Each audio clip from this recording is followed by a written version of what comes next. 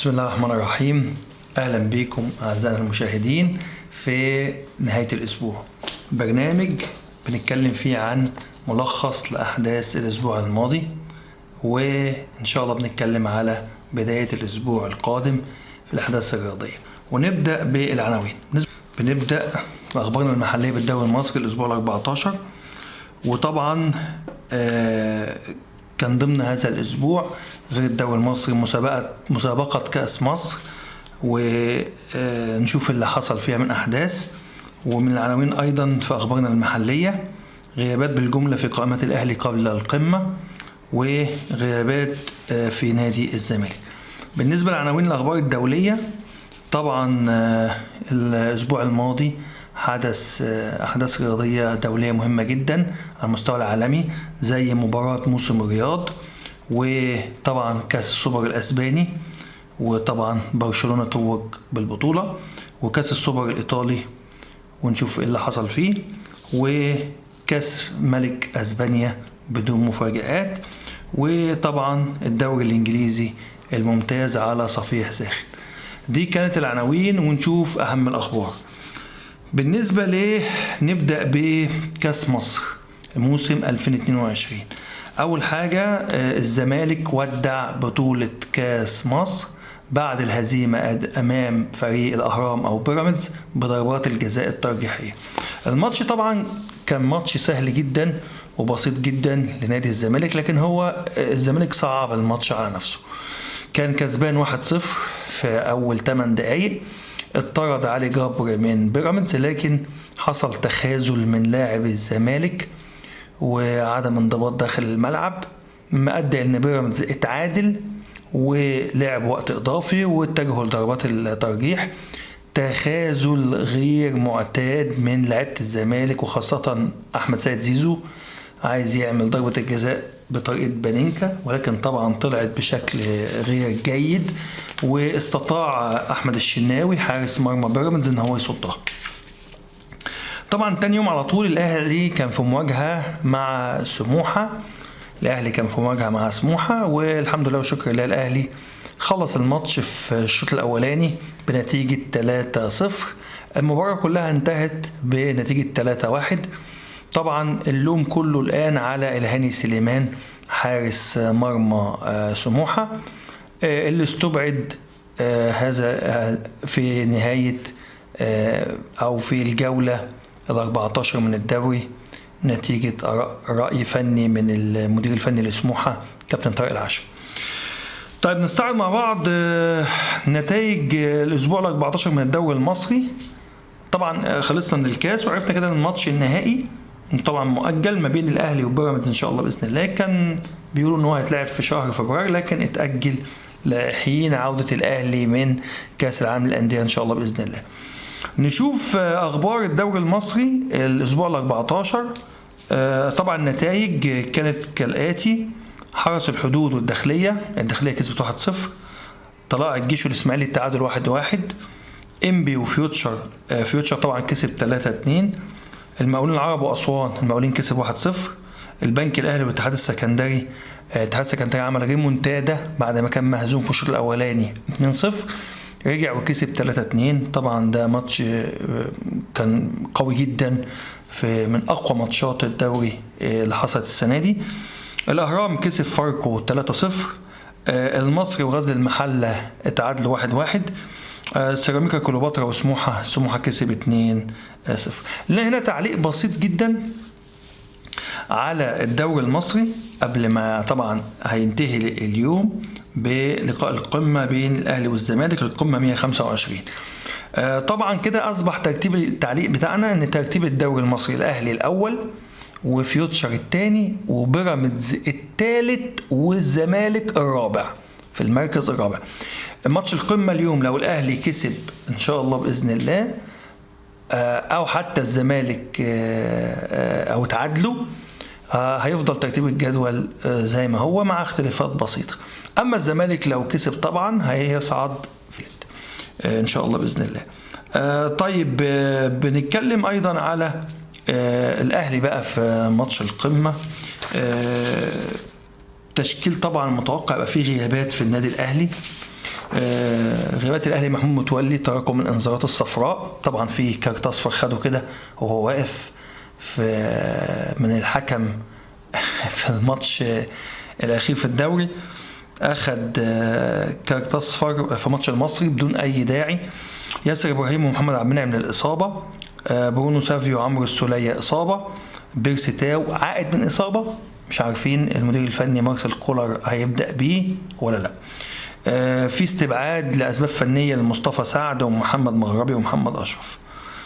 القائمه النهائيه دي هنتكلم عنها بكره ان شاء الله. دي الغيابات بالنسبه لنادي الزمالك. الغيابات بتاعته المعروفه طبعا عبد الله جمعه وزميله احمد فتوح بسبب مشكله المنشطات او ما شابه اللي اتكلموا عنها الفتره اللي فاتت دي. ده بالنسبه لتحليل سريع للاخبار المحليه. طبعا في تحليل ان شاء الله عن مباراه القمه، هي القمه 125، المواجهه الثانيه بين كولر وفيريرا. المواجهه الاولى كانت في كاس السوبر المصري اللي انتهت بفوز النادي الاهلي وحصوله على كاس السوبر. اما دي المواجهه الثانيه ليهم هتكون في الدوري العام. نخش على الاخبار وتحليل الاخبار الدوليه. بنبداها طبعا اول حاجه بكاس السوبر الاسباني، وطبعا كانت المباراه النهائيه ما بين برشلونه وريال مدريد.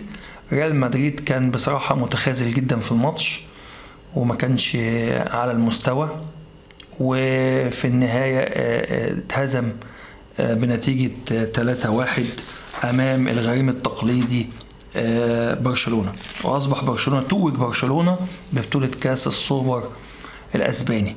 طبعا اقيمت المباراه في الرياض عاصمه المملكه العربيه السعوديه.